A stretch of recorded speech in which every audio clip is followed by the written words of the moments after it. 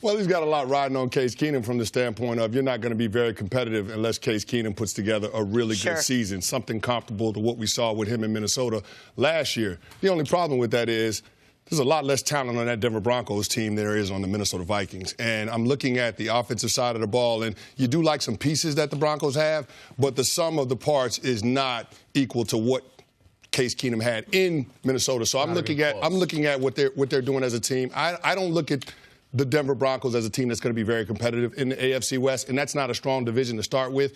But they're in this situation now where they went 5-11 last year, in large part because the general manager hasn't drafted well. John Elway's last couple of drafts have been terrible. His best drafts were the first two that he had when he became the general manager of the Denver Broncos. And guess what happens when you draft well? You're a very competitive team. They won the Super Bowl 3 years later in 2015. So, I mean, it's a situation now. This is a roster that's depleted of talent in large part because the general manager hasn't done well. They won the Super Bowl. What happens when you win the Super Bowl? People want your coaches and your players. And so there's been an exodus from the Denver Broncos in the talent on that roster, and John Elway hasn't done a great job of replacing it. And whether it's fair or not, if you're the general manager and you played quarterback, we are going to pay extra attention to the quarterbacks that you pick. We assume you can pick them well. When he got there, they had Tim Tebow, and he did an excellent job of eschewing Tebow, getting Peyton Manning to sign. They're a little fortunate nature in that the Houston Texans didn't want Peyton Manning. The Broncos were Peyton's second choice behind the Texans. They get him. They make a Super Bowl almost instantly. They win one, as you mentioned. But since he got there, he's drafted 5 quarterbacks. Brock Osweiler, Zach Dysert, Trevor Siemian, Paxton Lynch, who, by the way, we're going to talk about Keenum, but Lynch was in this game. He was dreadful. And that was a first-round pick. And then Chad Kelly this year. Now, if you want to throw out the 7th-rounders, that's fine. But you've spent 2 premium draft picks, a second and a first, on Osweiler and Lynch, neither of whom, to me, appear to even be NFL backups. And what's the standard in Denver? Well, they had a losing season last year. The last time they had back-to-back losing seasons in Denver, which is insane, was 1971, 1972. This is a franchise. It's not just that they won the 2 Super Bowls with Elway, went to 5 with him, went to 2 more with Peyton Manning.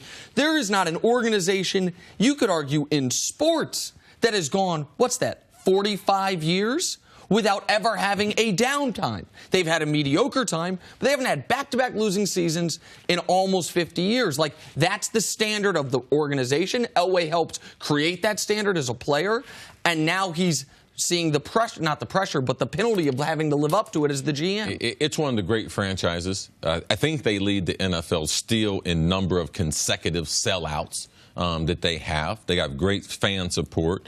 They have tremendous support from the ownership, even though there's some confusion or some things behind the scene about the ownership. The ownership is rich. They're not cash poor, so they're strong. They got a great stadium. So it's all set up for John Elway. All the history with the Broncos that's good, John Elway's been involved. Yep. That either as a player, when he was almost had the resume of Jim Kelly, but no, got that turned around, getting those 2 Super Bowls late in his career. And also, I don't think people give him enough credit because getting Peyton Manning to Denver, they were not the favorite to land Peyton Manning. And Peyton had tremendous question marks as far as his neck after several surgeries when he left the Colts. So I believe that John Elway, his history in Denver is secure. Now, he's just done a bad job with quarterbacks. And no one should think that throwing the football calculates to be able to pick quarterbacks. All right, and John has not done a good job of picking quarterbacks, but because of the support that he has there and because of what he did with Peyton Manning, getting them to those 2 Super Bowls, that gives him the ability that they're not going to get rid of John Elway. He's going to be able to make a mistake after mistake, I believe, because of his name there in the Denver area. Well, Chris, let's talk about what they do have this year. Let's just talk about Case Keenum and Paxton Lynch, if those are your 1 and 2 guys. First of all, it was 1 outing, so let's not throw Case Keenum under the bus just yet. And that was it. But just talk to me just a little bit about what he's got there at that quarterback position. Well, here's what I'll say. He's got 2 pretty good receivers in Demaryius Thomas and Emmanuel Sanders. So if those guys... No, they got 1 receiver. They got Emmanuel Sanders. We don't know what we got in Demaryius. He might be trending the wrong way. He's had 2 poor seasons If we were just being honest. Emmanuel Sanders right now is the only one we would say a #1 right today. Oh, agreed. But, I mean, I'm looking at it through the lens of, okay, they're serviceable receivers.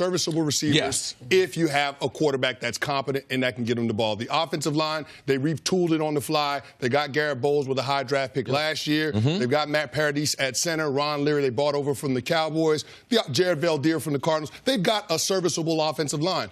There's a question mark at the running back position with Devontae Booker. You don't know what you got there. The tight end position, they moved on from C.J. Anderson. There's a little bit to be desired from the tight end position. So it's not the supporting cast that Case had in Minnesota, and that's the big part of it.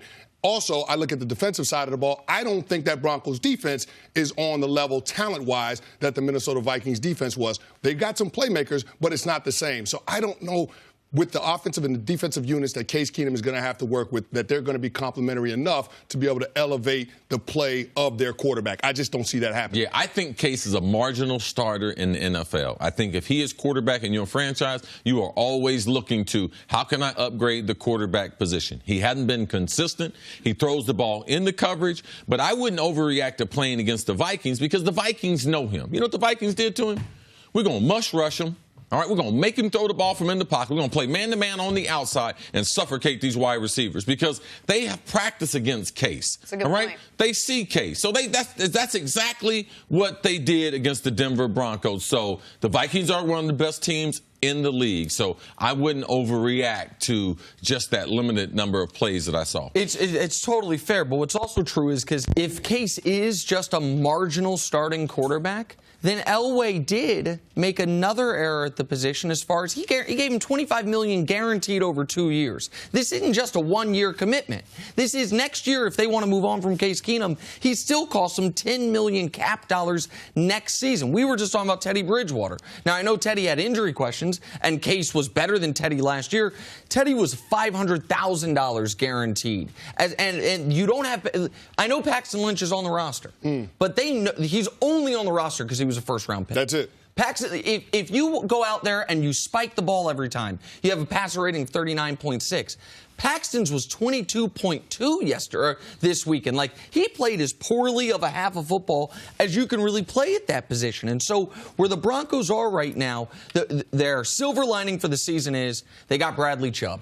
I don't think anyone thought going into the draft that the 5th overall pick, they were going to be able to get Bradley Chubb. A lot of people thought that was the best defensive player in the draft. They compare him with Von Miller and potentially have a ferocious pass rush. They still have Chris Harris, even though they don't have Aqib Talib anymore.